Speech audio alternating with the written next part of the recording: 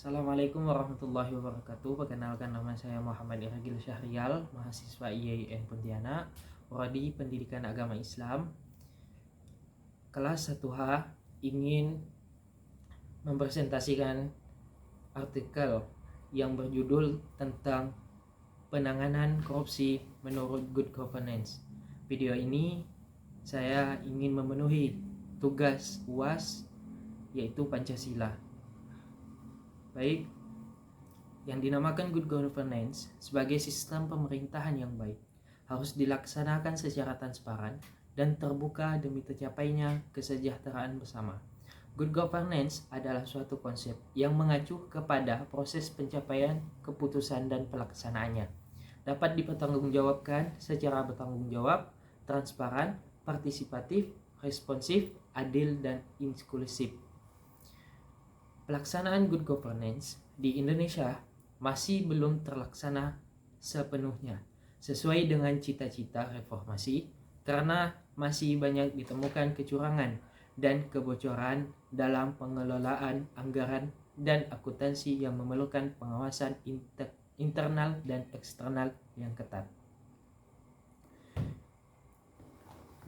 Korupsi sebagai kejahatan luar biasa tentu memerlukan penanganan yang serius dari pemerintah selaku pemangku kekuasaan negara. Dalam hal ini, banyak aspek yang menjadi fokus utama dalam pemberantasan korupsi. Jika korupsi dalam masyarakat telah merajalela dan menjadi makanan masyarakat setiap hari, maka akibatnya akan menjadi masyarakat tersebut sebagai masyarakat yang kacau. Tidak ada sistem sosial yang dapat berlaku dengan baik. Setiap individu dalam masyarakat hanya akan mementingkan diri sendiri. Bahkan tidak akan ada kerjasama dan persaudaraan yang tulus. Korupsi juga membahayakan terhadap standar moral dan intelektual masyarakat. Ketika korupsi merajalela, maka tidak ada nilai utama atau kemuliaan dalam masyarakat. Salah satu efek negatif yang paling berbahaya dari korupsi pada jangka panjang adalah rusaknya generasi muda. Anak tumbuh dengan pribadi antisosial. Selanjutnya, generasi muda akan menganggap bahwa korupsi sebagai hal yang biasa, sehingga perkembangan pribadinya menjadi terbiasa dengan sifat tidak jujur dan tidak bertanggung jawab. Jika generasi muda suatu bangsa keadaannya seperti itu, bisa dibayangkan betapa suramnya masa depan bangsa tersebut. Banyak korupsi bukan hanya berefek kepada anak muda, namun juga berefek terhadap politik, termasuk dalam kekuasaan politik yang dicapai dengan korupsi akan menghasilkan pemerintahan dan pemimpin masyarakat yang tidak legitimate. Bahaya korupsi bukan hanya berefek ke anak muda, namun juga berefek terhadap politik, termasuk dalam kekuasaan politik yang dicapai dengan korupsi akan menghasilkan pemerintahan dan pemimpin masyarakat yang tidak legitimate di mata publik. Jika demikian keadaannya, maka masyarakat tidak akan percaya terhadap pemerintah dan pemimpin tersebut. Akibatnya, mereka tidak akan patuh dan tunduk pada otoritas mereka. Di samping itu, keadaan yang demikian itu akan memicu terjadinya instabilitas sosial, politik, dan integrasi sosial. Karena itu, terjadi pertentangan antara penguasa dan rakyat. Bahkan dalam banyak kasus, hal ini menyebabkan jatuhnya kekuasaan pemerintahan secara tidak hormat, seperti yang terjadi di Indonesia. Setelah berefek kepada politik, korupsi juga berbahaya bagi ekonomi bangsa. Korupsi merusak perkembangan ekonomi suatu bangsa jika suatu proyek ekonomi dijalankan syarat dengan unsur-unsur korupsi. Maka pertumbuhan ekonomi yang diharapkan dari proyek tersebut tidak akan tercapai.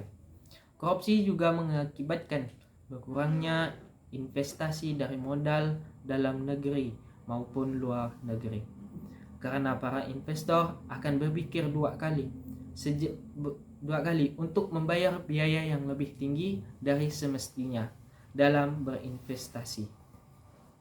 Sejak tahun 1997, investor dari negara-negara maju, Amerika, Inggris, dan lain-lain, cenderung lebih suka menginvestasikan dananya dalam bentuk FDI kepada negara yang tingkat korupsinya kecil. Salah satu contoh kasus korupsi yang pernah terjadi di Indonesia yaitu kasus Irjen Wijoko Susilo pada proyek simulator SIM roda 2 di Korlantas Polri dan tindak pencucian umum. Berdasarkan kasus di atas, telah diperoleh gambaran bahwa betapa sulitnya upaya membenahi dan mengatasi suatu politik, bisnis, birokrasi, dan institusi hukum dari berbagai praktek dan tindak korupsi. Untuk kebutuhan ini, maka perlu ada upaya untuk membebaskan bangsa dan negeri Republik Indonesia agar keluar dari pandangan dan sikap yang menenggelamkan kesadaran subjektif dan kreativitas dalam memperbaikinya. Dan adapun upaya-upaya yang harus dilakukan yaitu yang pertama, meningkatkan transparansi dan akuntabilitas instansi pemerintah. Semua proses pengadaan barang dan jasa pemerintah harus transparan dan bisa bertanggungjawabkan ke publik. 2. Memperkuat sistem pengawasan internal dan eksternal. Pengawasan internal dilakukan oleh inspektorat atau aparat pengawas internal, sedangkan eksternal oleh lembaga seperti BPK dan KPK dan yang lainnya. 3. Membuat aturan dan sanksi yang tegas bagi pelaku korupsi. Sanksi harus cukup berat agar menimbulkan efek jerak. Dan adapun upaya-upaya yang harus dilakukan yaitu 1. Meningkatkan transparansi dan akuntabilitas instansi pemerintah. Semua proses pengadaan barang dan jasa pemerintah harus transparan dan bisa dipertanggungjawabkan ke publik. 2. Memperkuat sistem pengawasan internal dan eksternal. Pengawasan internal dilakukan oleh inspektorat atau aparat pengawas internal, sedangkan eksternal oleh lembaga seperti BPK, KPK, dan lainnya. Ketiga, membuat aturan dan sanksi yang tegas bagi pelaku korupsi. Sanksi harus cukup berat agar menimbulkan efek jerak. 4. Melakukan reformasi birokrasi dan memperbaiki sistem manajemen sumber daya manusia di instansi pemerintah. Dan yang kelima, melakukan sosialisasi dan edukasi anti korupsi kepada masyarakat luar agar memiliki kesadaran tinggi untuk memberantas korupsi. Pemanfaatan analisis terhadap upaya-upaya penindakan dan pencegahan korupsi memiliki dampak positif yang jauh melampaui pemulihan keuangan negara. Hal ini menciptakan fondasi yang lebih kuat untuk sistem hukum yang adil, melindungi hak individu, dan membantu membangun masyarakat yang lebih berkeadilan dan berkelanjutan.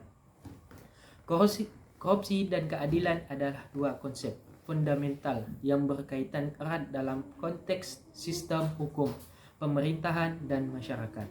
Memahami pengertian keduanya serta hubungan antara korupsi dan keadilan adalah kunci untuk memahami bagaimana korupsi memengaruhi prinsip-prinsip keadilan dan bagaimana upaya penindakan dan pencegahan korupsi berdampak pada integritas sistem hukum. Korupsi juga dianggap tidak baik dalam konteks tata kelola pemerintahan yang baik.